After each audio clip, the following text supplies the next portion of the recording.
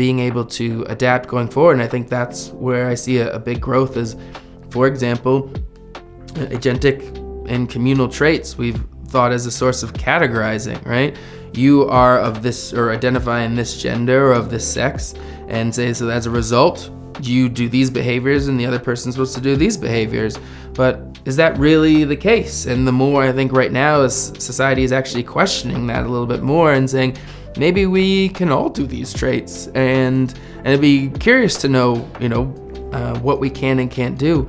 And as a leader, you can hopefully see the advantage of why you don't want to get caught under one bucket, and that incorporating both and is important for your success as a leader. So sometimes you need to be agentic, and that's great. And sometimes you need to be communal, and that's also great. And one isn't better than the other. And I think organizations need to incorporate that into their evaluation systems. And that's where we see things like systemic bias happen, is because when we're making criteria, we say, oh, this is an objective measure, or this is, but it's like, yeah, but what foundational principles was that measure created on?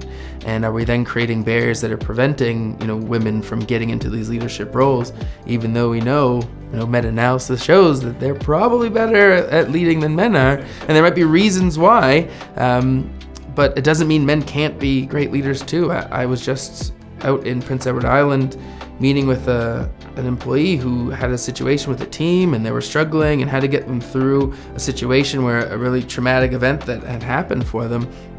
And when talking to him, it was just really great to hear him talk about all the behaviors he took to solve this. And he was kind of like, I need you to help me understand what I did.